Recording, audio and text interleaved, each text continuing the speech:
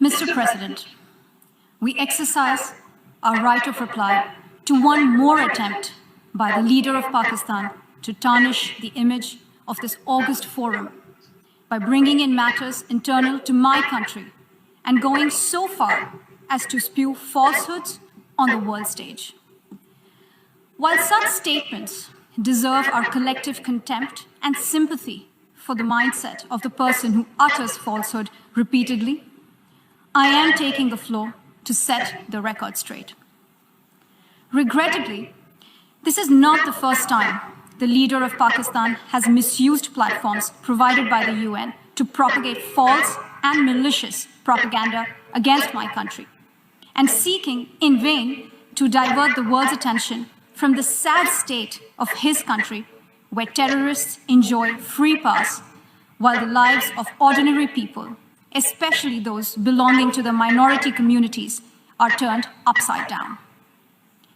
Mr. President, member states are aware that Pakistan has an established history and policy of harboring, aiding, and actively supporting terrorists.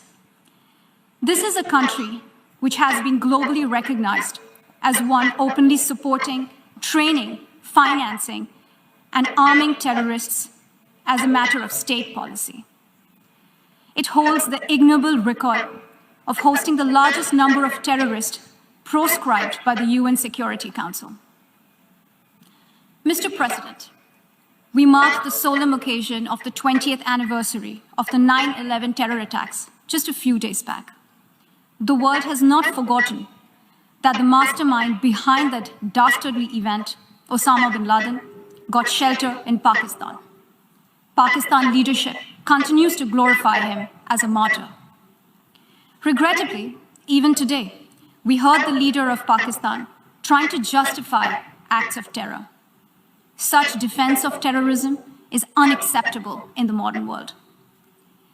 We keep hearing that Pakistan is a victim of terrorism. This is the country which is an arsonist disguising itself as a firefighter. Pakistan nurtures terrorists in their backyard in the hope that they will only harm their neighbors. Our region, in fact, the entire world, has suffered because of their policies. On the other hand, they are trying to cover up sectarian violence in their country as acts of terror.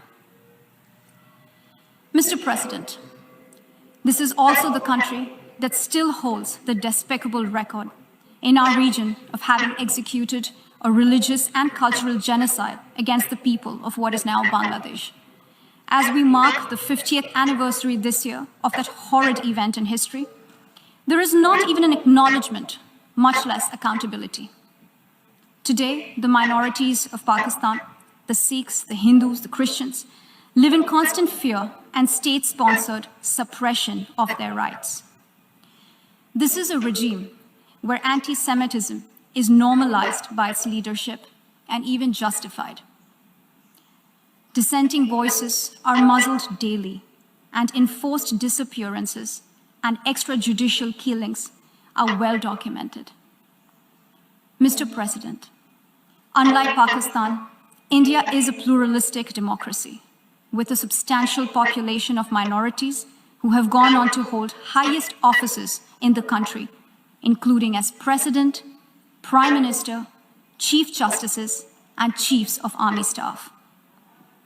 India is also a country with a free media and an independent judiciary that keeps a watch and protects our Constitution. Pluralism is a concept which is very difficult to understand for Pakistan, which constitutionally prohibits its minorities from aspiring for high offices of the state. The least they could do is introspect before exposing themselves to ridicule on the world stage. Finally, Mr. President, let me reiterate here that the entire Union territories of Jammu and Kashmir and Ladakh were, are, and will always be an integral and inalienable part of India.